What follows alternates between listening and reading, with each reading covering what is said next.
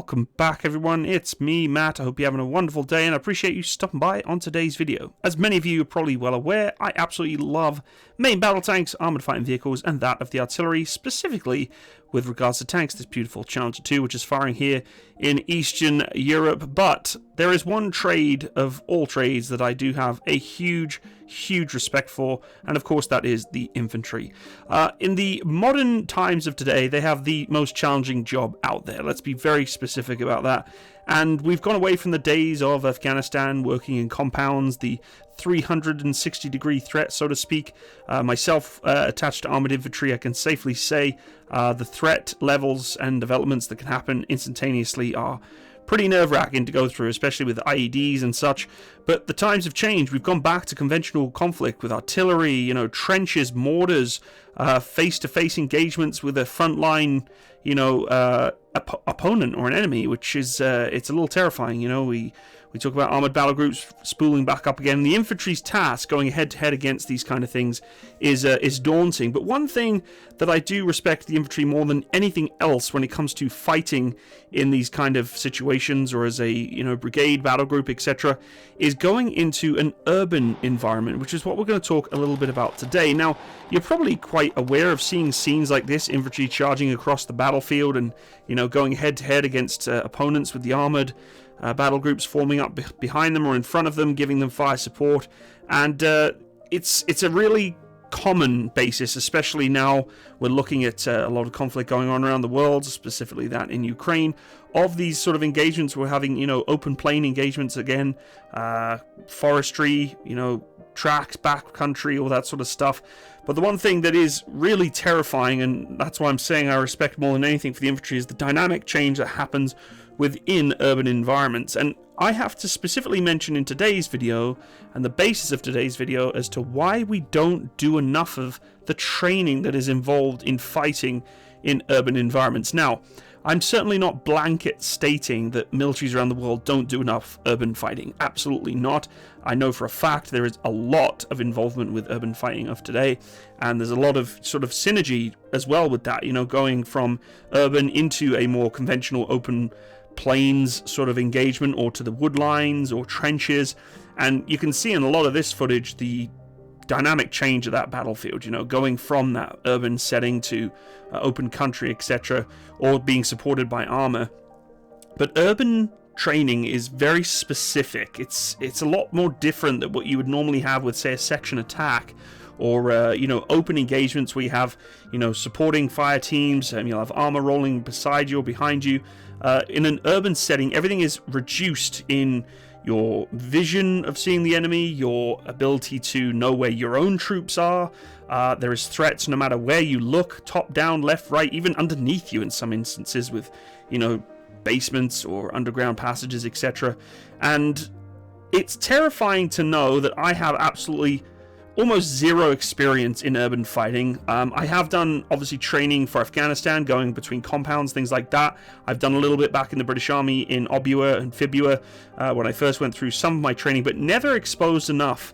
I feel that if it actually came to it and I had to go into a combat situation where I had my rifle and going against troops, the standoff of, anti-tank weapons and my artillery fire pieces that I have with me in my Canadian Armed Forces career, things change. I mean, things can change drastically. If you did go into an environment where you had to fight, 1 minute you're in a wood line, next minute you're pushing into a town or a village, and I would safely say I have no true training to prepare me to go into a real urban environment. We're not talking about a Secan village. We've all heard of the Secans, that are stacked on top of one another. That's different, right? It's quite purposeful. The buildings are fairly self-explanatory. They're going to only have certain egress and entrance and exits, things like that.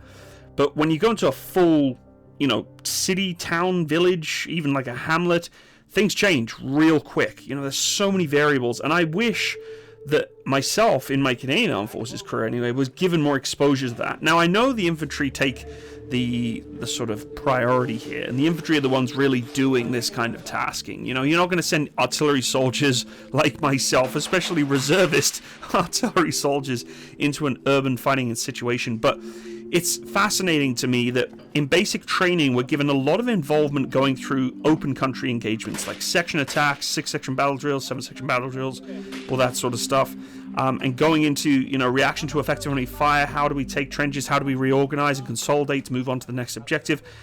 There isn't a huge amount of discussion or involvement in fighting in urban environments, which it's strange, and even trenches. We do a lot of work with trenches. We learn how to dig different stages of trenches, either in defensive, etc. And there's almost zero talk, for the most part, for most even support or combat arms other than infantry going into urban fighting, which, one thing I always kind of tell myself is, if it came down to we had zombies coming, no, I'm not going there. But it's true, though. You watch these movies, right? You see all the zombie movies and, the army gets pulled in. And you're like, holy cow. Like, if I had to actually go into an urban environment with my rifle and think that I was going to be an effective soldier, I've got another thing coming, pieing the door and all these sort of tactical videos you see online, and they're teaching you, this is how you breach a room and blah, blah, blah. I mean, it's baffling the amount of information or misinformation that there is about clearing rooms and fighting in built-up areas and all that sort of stuff. And the urban training I find that most militaries get that are not infantry is not enough. I mean, maybe I'm wrong. Maybe a lot of you are screaming at your screen right now saying, Matt, I've done tons of urban training. I've done lots and lots of it. I'm not even in the infantry. I'm in whatever trade. And good for you. Like, honestly, that's fantastic. I just wish I had more exposure to it, because I feel very underprepared going into an urban environment. If someone was to say, as a Master Corporal here, or Master Bombardier, I'm not going to go into that conversation, technically I should be able to lead a section into battle, right? Regardless of whether I'm infantry or not, I should be able to lead a section into some form of assault onto a position. That's what you're taught to do as a leader. It doesn't mean I'm going to be effective at it. It means I have the ability to do it. It doesn't mean I'm going to be successful in doing so. The infantry refine that skill 1,000 times over so that they're literally professionals at doing that. I am certainly not a professional at section attacks or leading a section in an infantry standing, but I can get by. I can, I've done enough and have been exposed to enough of that setting to get me by, and I could probably get a section through. But when it comes to an urban setting, I would be totally blown away. I would have no idea really what I'm doing. I do basic, simple breaching of rooms and clearing of rooms, i.e. different angles to approach and attack going through a door. That's it. There's really not much else I have, whether it be the use of ladders, different entrance ways, or ways to egress from a building, or pulling out casualties, or securing perimeters, all these things that are involved with working in an urban environment, I have no understanding of, and I wish I was exposed more to it. And I would love to hear your input to this. Have you been given a lot of training on urban fighting experience? It'd be fascinating to know which military you're in. I can almost guarantee you that for the British and Americans specifically, I know you guys get flooded with it. No matter what trade you're in, you're going to get thrown into it at some point, which I think is fantastic. Now, I'm a reservist, so maybe things are a little different here in Canada, where regular force soldiers, no matter what trade you are, will be exposed to more urban environment training. But I feel across the board, from the people I've spoken to, and I know quite a few people in different militaries, whether it be Australia, the UK, obviously Canada and the United States, even Germany, Estonia, there's all different countries. And the consensus is they want more. They want more urban training, specific urban training. We're not talking about, the really hardcore stuff like hardcore breaching and, busting doors down and taking names. We're not going to the SF world, right? You see all these sort of kill houses and all that sort of stuff. That's a little intensive, but more along the lines of, if I have to go into this village with a section, what is the best way of doing it? Because when I actually did my junior leader course in both the British Army and the Canadian Armed Forces, I was exposed to Secan Village, which is basically, as I said, just shipping containers stacked on top of one another with some windows and some stairs, and you got to clear it. And there's not enough, I think, involvement with support trades other than infantry that get exposed to those things. I mean, the infantry that I had on my leadership course, fantastic guys on my modular 3 portion of my leadership course, when I did that Secan Village stuff, they helped me. They're able to give me a lot of guidance, and I learned a lot from them. When it came on to the next step, Mod 4 at AGLC, again exposed to Secan Village, it was like, yeah, I'm not ready for this. I'm going to make a big blunder. That's okay. It's training, right? Training's training. But if the push came to shove And at some point, I was volunteering myself to deploy to a conflict, right? And I was in my artillery unit, punching rounds downrange, and all of a sudden, the dynamic and the tempo totally changed in the battlefield. And I was told, you need to go and lead a section into this town. The infantry have been decimated. We need you to take a squad and support these guys. Go ahead and do it. I would be blown away. Right now, of course, you do a lot of pre-deployment training, you get exposed to things like that, maybe more, but we don't do enough. One thing I think the Brits do so well, and I actually missed doing, was riot control training. It's a fascinating thing that has come from the descendants of Northern Ireland, of course. Lot of riot training going on there, but the Brits have been used to it. That's part of their doctrine, it's part of their training they've had, and I used to love going and throwing rubber bricks at troops and your buddies, and then they swapping over and doing the same to you. You know, the military isn't there as a crowd control feature. We're not really designed to be police officers, you know, taking over civilian populaces. We're there to be a fighting force, right? Not a defensive force in looking after civilians. But again, police can be overwhelmed, things can go wrong in an urban setting. Urban environments have a lot of civilians in. So again, interacting with, how do I interact with a civilian as a soldier without stepping in the doo-doo, so to speak, and negotiating, you know, the safe passage or coordination of whatever resources I need to have in that small village, town, whatever it may be.